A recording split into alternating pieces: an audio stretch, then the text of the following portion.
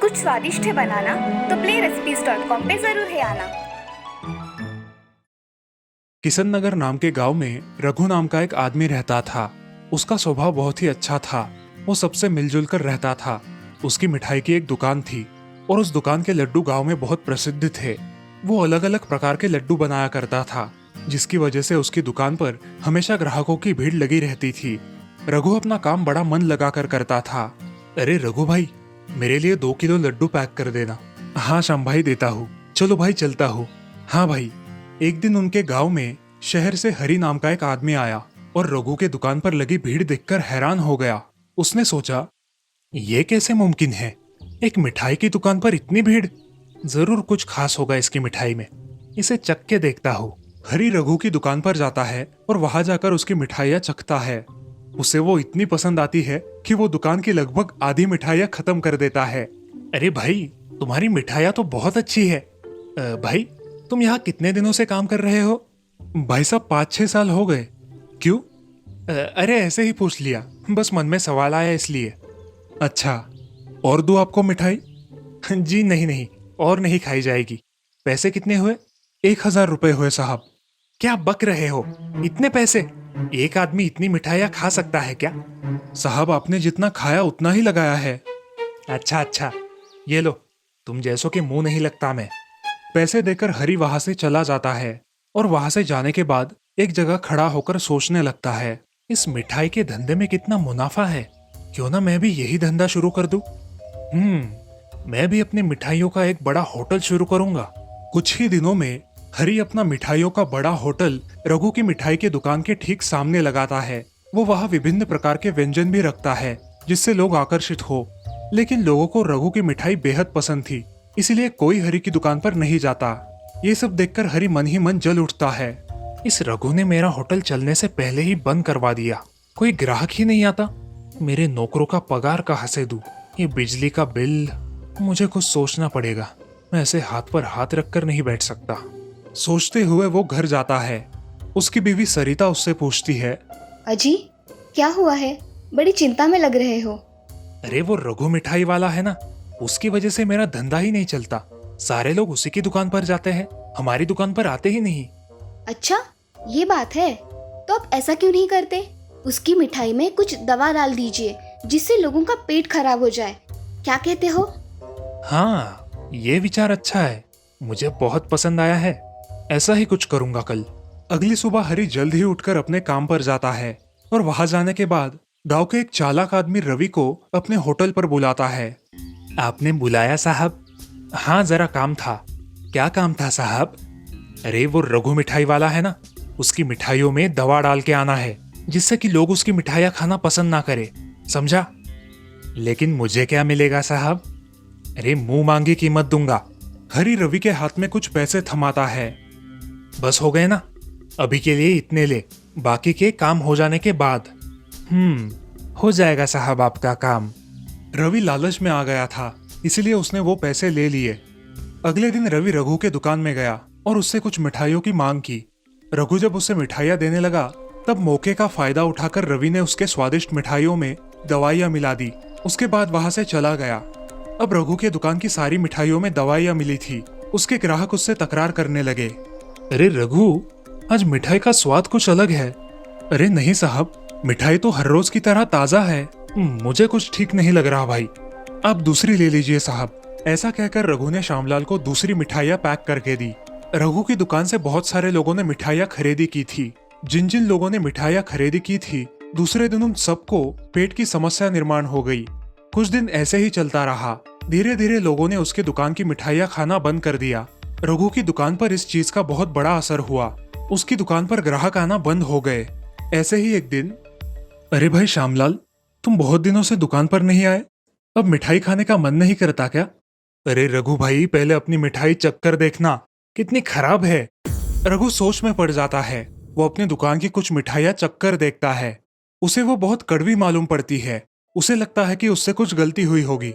ये सोचकर उसने अगले दिन नई मिठाइयाँ बनाई और उन्हें चख कर देखा। वो मिठाइयाँ बहुत अच्छी थी, मगर फिर भी उसकी दुकान पर कोई ग्राहक नहीं आया था। बेचारा रघु दिन भर राह देखता रहा। अब ऐसे ही होने लगा। लगभग 8-9 दिन हो गए, लेकिन उसकी दुकान पर कोई ग्राहक नहीं था। हरी ये सब देखकर खुश था, क्योंकि रघु के सारे ग्राहक अब उसकी दुकान पर भीड़ करने लगे थे। ऐसे ही एक सुबह रघु ने अपनी दुकान खोली। उस दिन भी उसकी दुकान पर कोई ग्राहक नहीं था। ये सब देखकर रघु बहुत सदमे में गया था, और इस सब की वजह से उसे दिल का दौरा पड़ गया और बेचारा वही मर गया। अच्छा हुआ ये रघु चल बसा, अब मेरा धंधा बहुत अच्छे से होगा। मरने के बाद रघु की अतृप्त आत्मा भटकने लगी। ऐसे ही एक दिन उसकी आत्मा हरि की दुकान पर आई, जब हरि रवि से बात कर रहा था। साहब, उस रघु की दुकान मैंने बंद करवा दी और उस बेचारे को तो हार्ट अटैक भी आ गया। अब मेरा बाकी का पैसा दे दो साहब। हाँ, ये ले तेरा बाकी का पैसा। और हाँ, ये बात किसी को बताना मत, समझा? हाँ, समझ गया साहब। उन दोनों की ये सारी बात रघु के भूत ने सुन ली। उसे बहुत गुस्सा आया और उसने हरि को सबक सिखाने की ठान ली। मैंने इन लोगों का क्या बिगाड़ा था जो इन्होंने मेरे साथ इतना बुरा किया? मैं इन्हें नहीं छोड़ूंगा। जैसे इन्होंने मेरा धंधा बंद करवाया, अब मैं इनका धंधा बंद करवाऊंगा। अगले दिन हरि उसकी दुकान खोलता है। उसकी दुकान में अलग अलग प्रकार के व्यंजन रखता है। तभी रघु का भूत वहां आता है। रघु अपनी शक्तियों से उसके दुकान की सारी मिठाइयां हवा में उड़ाने लगता है। ये सब देखकर उसके दुकान के ग्राहक बहुत डर जाते हैं और डर के मारे वहां से भाग जाते हैं। हरि को समझ नहीं आता कि उसकी दुकान में ये क्या हो रहा है। अगले दिन भी ऐसा ही हुआ। अब इस सब से हरि बहुत परेशान हो गया। अब ये रोज होने लगा। जब भी हरि की दुकान पर ग्राहक आते, रघु का भूत कुछ न कुछ करके उन्हें भगा देता। एक दिन रघु ने हरि के सामने आना तय किया। रघु जोर जोर से हंसने लगा और हरि के सामने आ गया। रघु के भूत को देखकर हरि बहुत डर गया और कांपने लगा। अरे रघु भाई, आप मुझे माफ कर दो, मुझसे गलती हो गई भाई। इसे गलती कहते हो तुम? मेरा परिवार रास्ते पर आ गया है तुम्हारी वजह से। अब मेरे परिवार का क्या होगा, इसके बारे में सोचा है तुमने? भाई गलती हो गई, मुझे माफ कर दो। आप जो बोलोगे वही करूंगा मैं। तू मेरे पत्नी को 5 लाख रुपए देगा और उसके साथ साथ तेरे दुकान की चाबी भी, समझा? मैं नहीं चाहता कि मेरे बच्चों की पढ़ाई तेरी वजह से रुक जाए। हरि बहुत ही डर गया था। उसने रघु की बताई शर्त मान ली और अगले ही दिन पैसे लेकर रघु के घर गया और रघु की पत्नी से कहा, बहन जी, रघु भाई साहब बहुत अच्छे थे। उनके मेरे पास कुछ पैसे थे। जब मुझे जरूरत थी तब उन्होंने मुझे दिए थे। मैं वही लौटाने आया हूँ। और हाँ, उसके साथ साथ मैं अपने होटल की ये चाबी भी आपको दे रहा हूँ।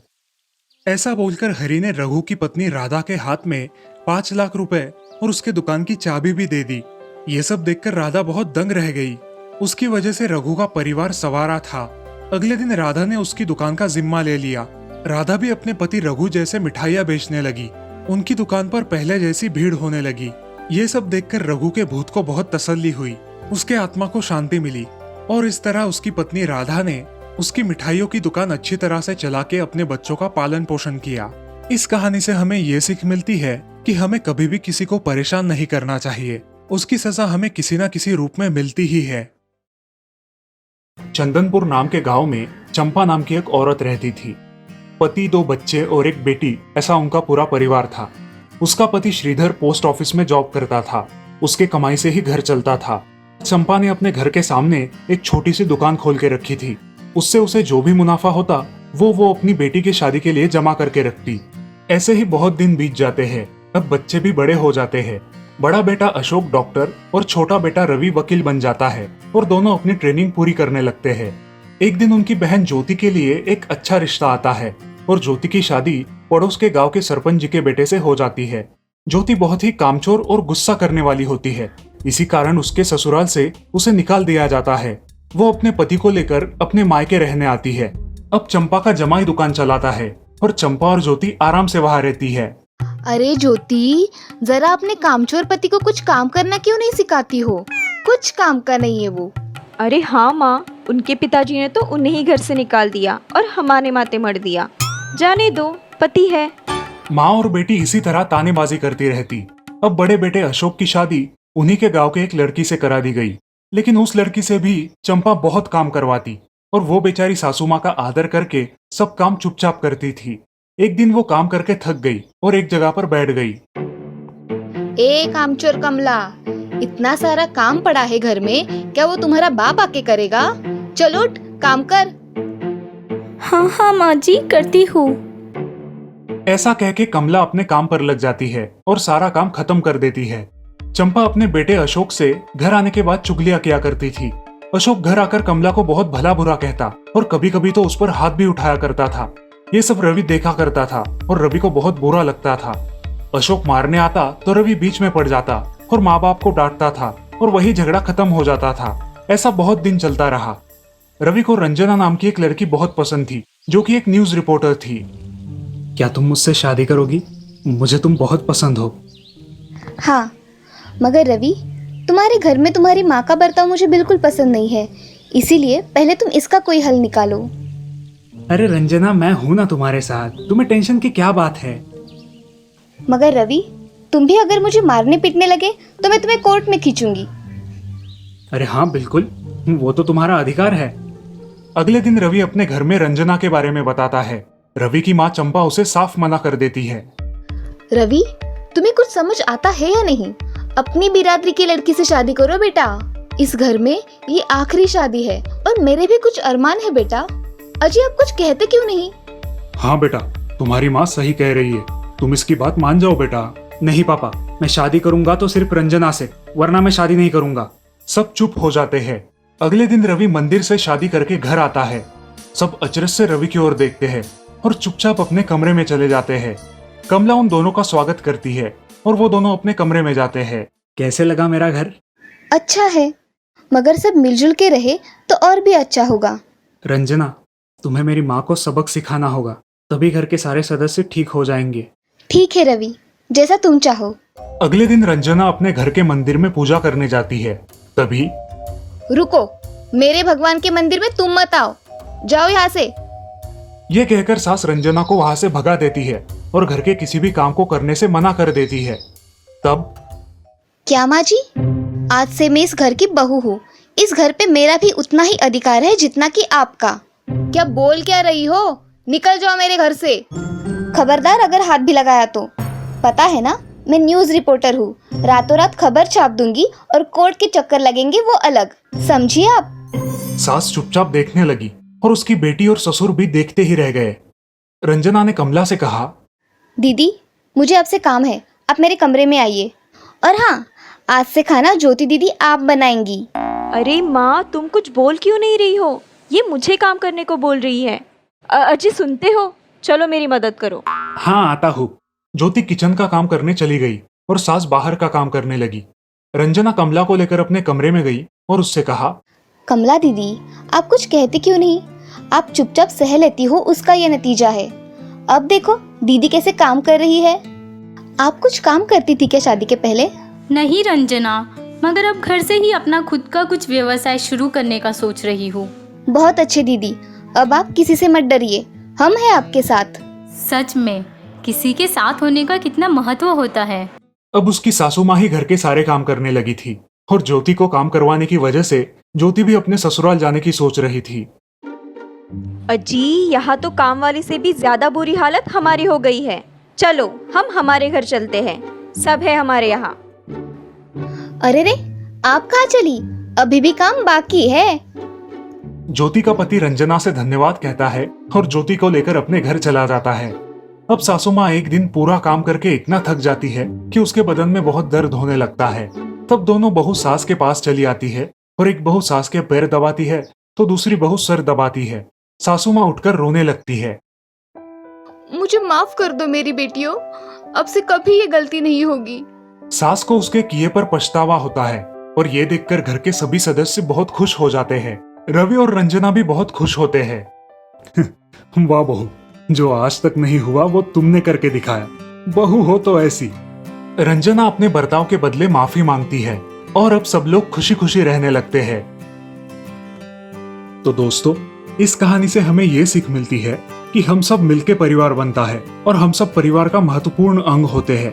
परिवार के काम मिल बांट कर करना ये हमारी वैयक्तिक जिम्मेदारी है।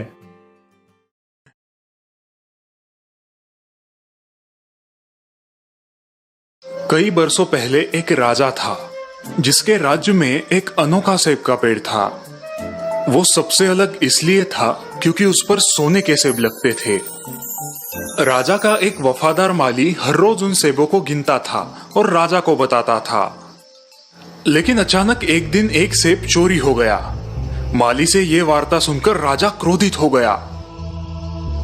चोर को हम जरूर सजा देंगे। उस रात माली ने अपने बड़े बेटे को सेब की रखवाली करने के लिए रखा, लेकिन बीच रात में ही वो सो गया। दूसरे दिन सुबह फिर से एक सेब कम था। आज मैं अपने दूसरे बेटे को सुरक्षा के लिए रखूंगा। ठीक है। रात हो गई और माली का दूसरा लड़का भी सो गया। अगले दिन फिर से एक सेब कम था। अब माली के तीसरे और सबसे छोटे बेटे ने पहरेदारी की जिम्मेदारी ली। रात हो गई और माली का तीसरा बेटा अपने काम में लग गया। आओ सेब चोरो, अब आके दिखाओ। कुछ देर बाद जब रात थोड़ी गहरी हुई, अचानक कुछ पत्तों की आवाज आने लगी। छोटे बेटे ने देखा कि एक सोने का पंछी सेब तोड़ रहा है। उसने बिना वक्त गवाए तुरंत निशाना लगाया और तीर चलाया, लेकिन उससे पंछी को कोई नुकसान नहीं हुआ। वो पंछी उड़ गया और उसकी पूंछ से एक सोने का पर गिरा। सोने का पर सुबह राजा के सामने पेश किया गया और सभी मंत्रियों को राज दरबार में बुलाया गया। सभी मंत्री उस सुनहरे पर को देखकर चकित हो गए। इस एक पंख से मेरा क्या होगा? मुझे तो पूरा पंछी चाहिए। मेरे दरबार में ऐसा बहादुर कौन है जो मेरे सामने पंछी को पेश करे? माली का बड़ा बेटा आगे आया और उसने इसकी जिम्मेदारी उठाई। शाबाश। माली का बड़ा बेटा जंगल की ओर उस सोने के पंछी की तलाश में चल पड़ा। वो जंगल के रास्ते गुजर ही रहा था कि तभी उसने बीच रास्ते में एक लोमड़ी को देखा। उसे देखकर लड़के ने अपने तीर से उस पर निशाना लगाया। कृपा करके मुझे मत मारो, मैं तुम्हारे काम आ सकती हूँ। तुम उस सोने के पंछी की तलाश में निकले हो ना? हाँ।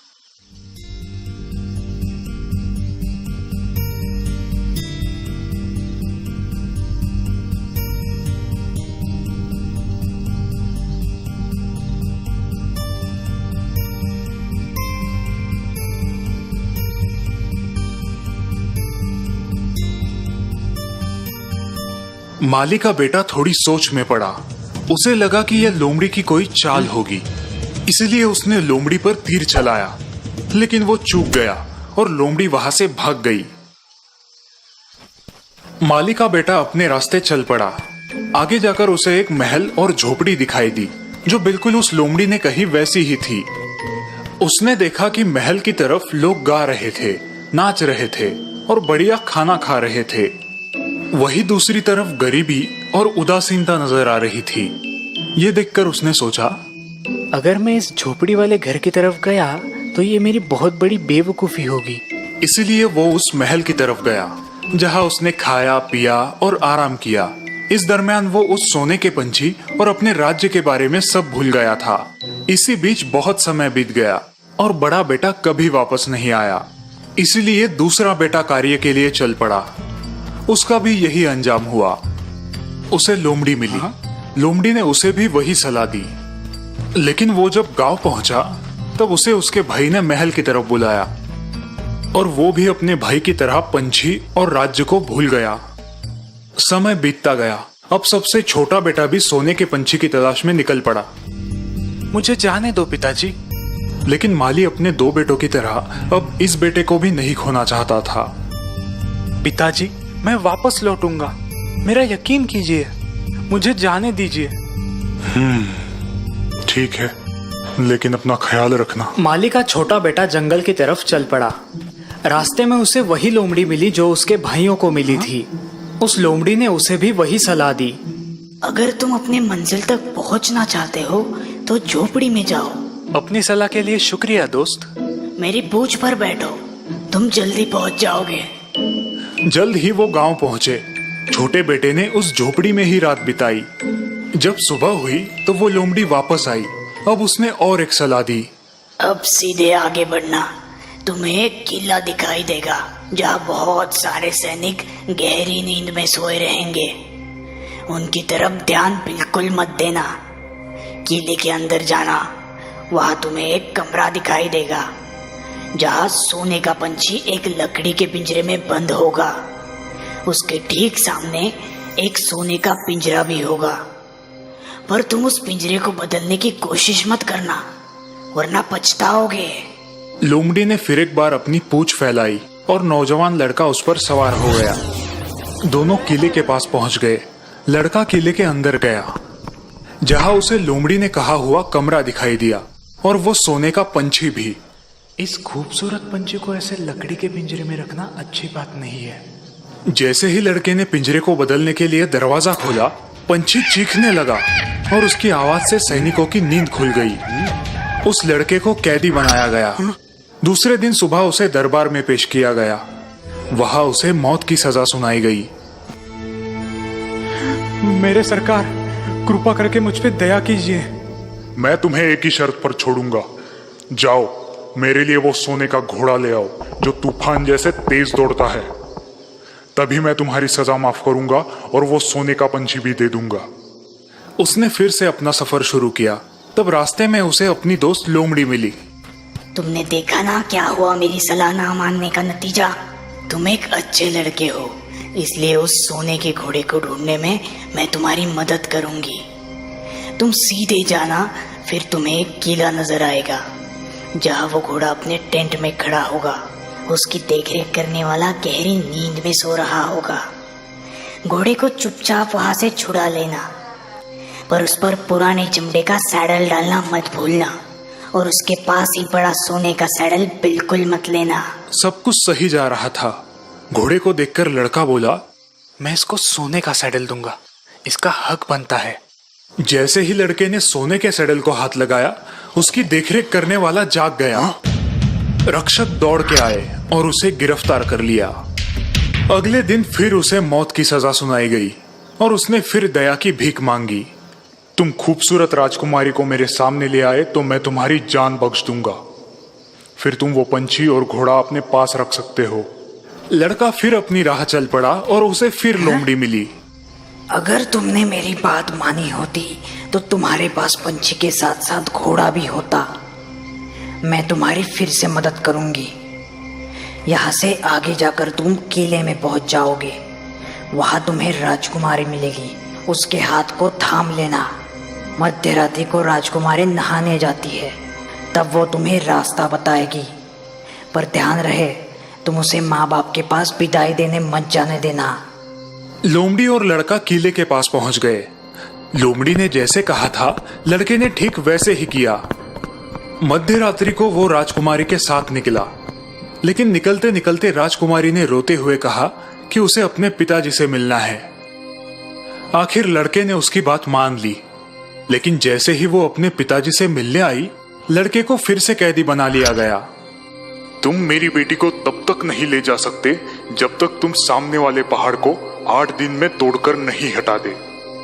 वो पहाड़ इतना विशाल था कि लड़का अकेले वो काम नहीं कर सकता था। 7 दिन होने के बाद भी वो पहाड़ का कुछ ही हिस्सा तोड़ पाया। निराश होकर वो वहां पर बैठा ही था कि तभी अचानक उसकी दोस्त लोमड़ी वहां पर आ गई। तुम सो जाओ, मैं ये तुम्हारा काम कर देती हूँ। और सुबह होते ही पहाड़ गायब था। राजा ने खुशी खुशी उसे अपनी बेटी सौंप दी। नौजवान और राजकुमारी वहां से चल पड़े। रास्ते में उनकी मुलाकात फिर से उसी लोमड़ी से हुई। अब तुम तीनों को ले जा सकते हो, राजकुमारी, घोड़ा और पंछी भी। सच? पर कैसे? ध्यान से सुनो। तुम राजा के पास जाओ और उसे राजकुमारी दे दो, वो बहुत खुश होगा। फिर तुम घोड़े पर सवार होना और उनसे विदा लेना। राजकुमारी से आखिर में हाथ मिलाना और तभी झट से उस घोड़े पर बैठना और जितना तेज हो सके वहां से निकलना। उसके बाद दूसरे किले में जाना जहाँ पंछी है। मैं राजकुमारी के साथ बाहर रुकूंगी। तुम घोड़े को दयालु राजा को दिखाना, फिर वो पंछी को बाहर ले आएगा। उससे पंछी देखने के लिए मांगना। जैसे ही तुम्हारे हाथ में पंछी आएगा, तुम वहां से निकल जाना। जैसे लोमड़ी ने कहा, सब कुछ वैसे ही हुआ। तुम्हारा शुक्रिया मेरी प्यारी दोस्त। तुम्हारे बिना मैं कुछ नहीं कर पाता। बोलो, मैं तुम्हारे लिए क्या कर सकता हूँ? ऐसी बात है तो मुझे खत्म कर दो। क्या? मैं ऐसा नहीं कर सकता। तुम मेरी दोस्त हो। ठीक है, जैसी तुम्हारी मर्जी। लेकिन मैं तुम्हें एक सलाह देती हूँ, 2 बातों को हमेशा याद रखना। वापस लौटते वक्त किसी की भी मदद मत करना और फिरौती मत देना। और याद रहे, नदी के किनारे बिल्कुल मत बैठना। वो राजकुमारी के साथ सवारी करते हुए उस गांव में पहुंचा जहां उसके दोनों भाई थे। वहां 2 आदमियों को फांसी हो रही थी। उसने देखा कि वो 2 आदमी उसके भाई थे जो अब चोर बन चुके थे। रुको, मेरे सारे पैसे ले लो, पर मेरे भाइयों को छोड़ दो। अपने भाइयों को छुड़ाने के बाद वो सभी जंगल से जा रहे थे। तभी दोनों भाइयों ने नदी के किनारे बैठकर कुछ खाने की सोची। इसी दौरान छोटा भाई लोमड़ी की सलाह भूल गया और इससे पहले वो कुछ सोचता, उसके दोनों भाइयों ने उसे नदी में ढकेल दिया। फिर राजकुमारी, घोड़ा और उस सोने के पंछी के साथ वो अपने राज्य के राजा के पास पहुंच गए। महाराज की जय हो। महाराज, हम सोने के पंछी को ले आए हैं। हमने हमारी मेहनत से उसे जीता है। फिर शाही जश्न की तैयारी की गई, लेकिन इस बार घोड़े ने कुछ नहीं खाया, पंछी ने गाना नहीं गाया और राजकुमारी तो रोते ही जा रही थी। छोटा बेटा नदी में गिर गया था, लेकिन किस्मत से नदी सूखी थी। लेकिन नदी का किनारा इतना सीधा था कि वो ऊपर नहीं चढ़ पा रहा था। तभी उसकी दोस्त लोमड़ी फिर से वहां पर आ गई। अगर तुमने मेरी बात याद रखी होती तो आज ये हालत नहीं होती। फिर भी तुम मेरे दोस्त हो, मैं तुम्हें यहाँ नहीं छोड़ सकती, इसलिए मेरी पूंछ जल्दी से कस के पकड़ो। तुम्हारे भाइयों ने तुम्हारे लिए पहरेदार रखे हैं, वो तुम्हें देखते ही मार देंगे। फिर लड़के ने एक गरीब आदमी का वेश धारण किया और राजा के दरबार में पहुंच गया। जैसे ही घोड़े ने उसको देखा, उसने खाना शुरू किया, पंछी ने गाना शुरू किया और राजकुमारी तो बहुत खुश हो गई। फिर वो राजा के पास गया और राजा को पूरी हकीकत बता दी। उसके दोनों भाइयों को सजा सुनाई गई। छोटे बेटे को राजकुमारी वापस मिल गई। जब राजा का देहांत हुआ, तब माली के छोटे बेटे को राज्य का राजा बनाया गया। कुछ दिन गुजरने के बाद वे दोनों फिर से जंगल की तरफ गए। वहां लड़के को उसकी पुरानी दोस्त लोमड़ी मिली। उसने फिर उसे गुजारिश की कि वो उसे खत्म कर दे। मेरे प्यारे दोस्त, मुझ पर कृपा करो और मुझे खत्म करो, मुझे मुक्ति दिला दो। छोटे बेटे ने दुखी मन से हाँ कर दी। जैसे ही लोमड़ी की मौत हुई, वो एक आदमी में बदल गई। वो आदमी और कोई नहीं बल्कि राजकुमारी का भाई था, जो पिछले कई सालों से गुम था।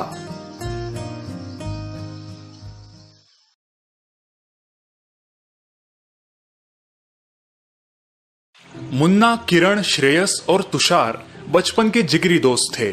चारों के पिता बड़े बिजनेसमैन थे। पैसों की बिल्कुल भी कमी नहीं थी, लेकिन इनमें से किसी को पढ़ाई लिखाई में इंटरेस्ट नहीं था। खाना, सोना, इधर उधर भटकना, इसी में सारा दिन बिताया करते थे। आज की मूवी तो सुपर कूल थी यार। क्या स्टंट किए हैं ऋतिक ने, वाओ।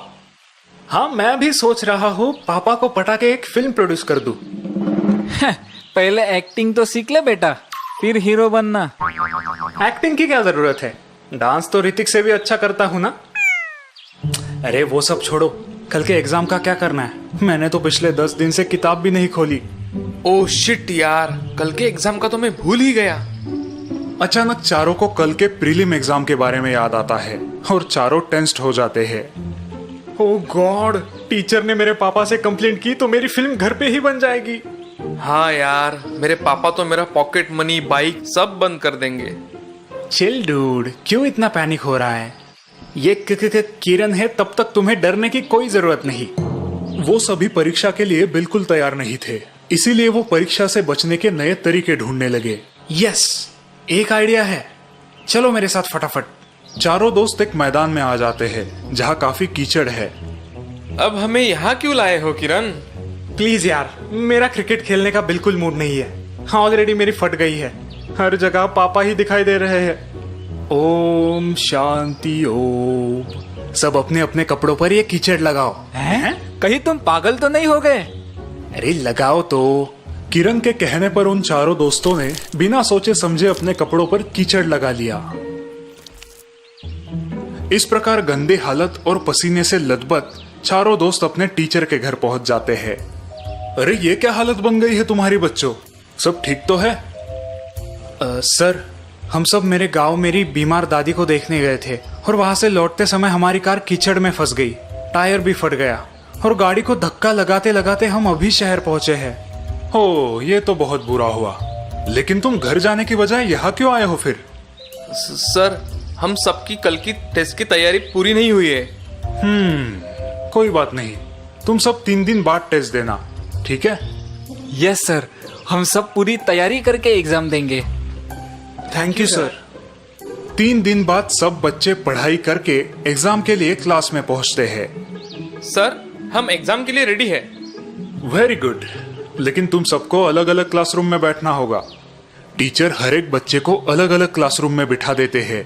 सब बच्चे आश्चर्यचकित हो जाते हैं, लेकिन पेपर सॉल्व करने लगते हैं। पेपर में सिर्फ 2 सवाल है। पहला, योर फुल नेम, और दूसरा सवाल है, कार का कौन सा टायर फट गया था? ए, आगे का राइट, आगे का लेफ्ट। अब क्या लिखे? पीछे का राइट, पीछे का लेफ्ट। हम तो फंस गए। दूसरा सवाल देख के सभी बच्चों को अपनी गलती का एहसास होता है।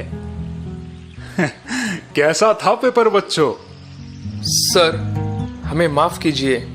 हाँ सर, फिर कभी हम झूठ का सहारा नहीं लेंगे। ठीक है, अपनी गलती की जिम्मेदारी लोगे तो जिंदगी में बहुत आगे बढ़ोगे, नहीं तो जिंदगी तुम्हें सबक सिखा देगी।